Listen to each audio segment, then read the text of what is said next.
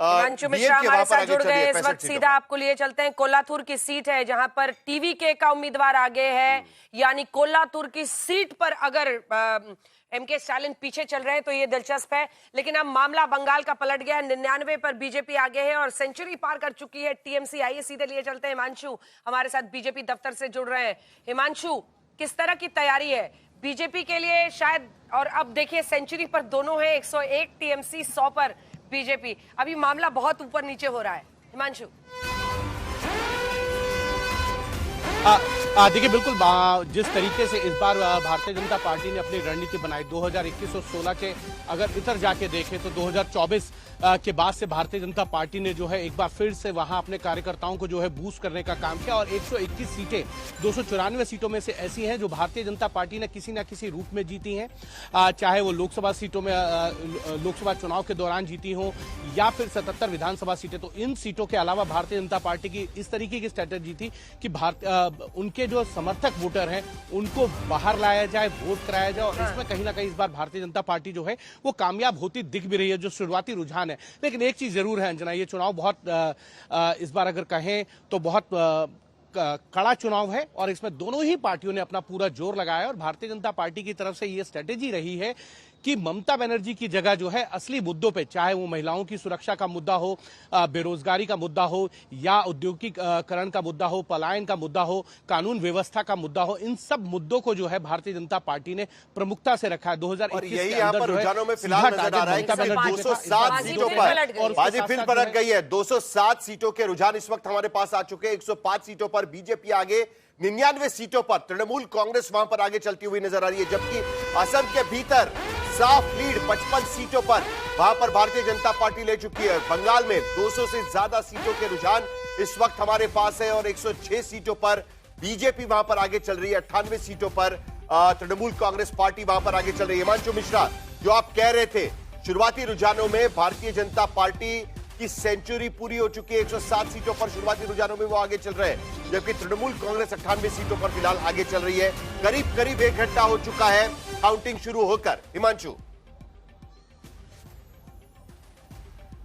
देखिए, बिल्कुल इसमें कोई दो राय नहीं है। ये भारतीय जनता पार्टी की जो इस बार की रणनीति है, क्योंकि गृह मंत्री अमित शाह ने वहां पे लगातार डेरा डाल के रखा।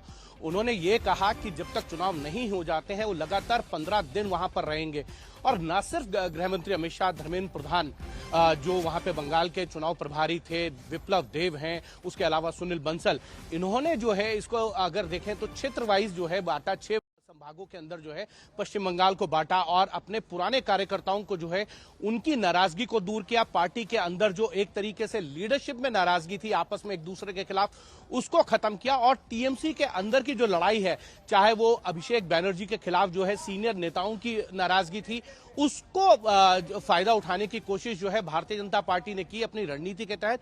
और एक बड़ा कारण यह भी रहा कि एसआईआर हुआ और एसआईआर के अंदर लगभग 13% वोट जो है, यानी कि 92 लाख के करीब मतदाताओं के नाम जो है वो काटे गए, जिनमें कुछ शिफ्ट हुए हैं, कुछ जिनकी मृत्यु हो गई है। इस तरीके के 92 लाख मतदाताओं को तो इसका कहीं ना कहीं 111 सीटों पर रुझानों के मुताबिक फिलहाल बीजेपी आगे चल रही है। पश्चिम बंगाल में कुल 213 सीटों के रुझान आ गए हैं।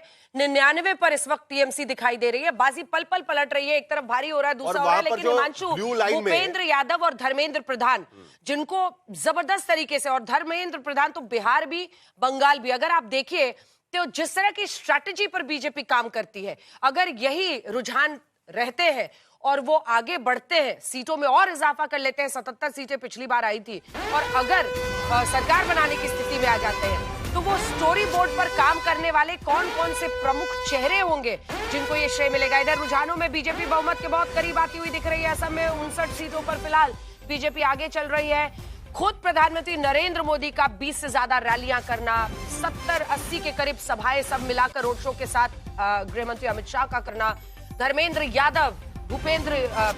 प्रधान, भूपेंद्र यादव, सबका वहां पर टिके रहना, ये बताता है कि बीजेपी ने अंग और कलिंग के बाद बंग में कितनी ताकत झोंकी है। सुनील बंसल, सारी चेहरे ये।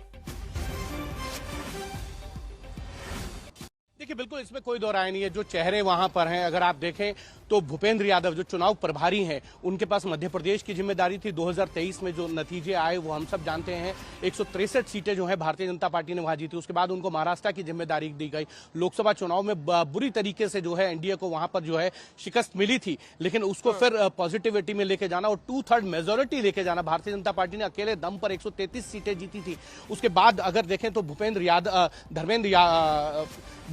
माफ कीजिएगा, धर्मेंद्र प्रधान हरियाणा के अंदर जो है, जब ये कहा गया कि सारे सर्वों में ये आया, बिल्कुल नहीं, धर्मेंद्र प्रधान जो है वो हरियाणा के अंदर जो है चुनाव प्रभारी थे। और जब ये सर्वे आ रहे थे कि भारतीय जनता पार्टी को बुरी तरीके से शिकस्त मिलेगी, तो उसमें बिल्कुल भारतीय जनता पार्टी ने पूर्ण बहुमत के साथ जो है जाके वहां सरकार बनाई थी। वो 2014 में हो पाया था ना, 19 में। चलिए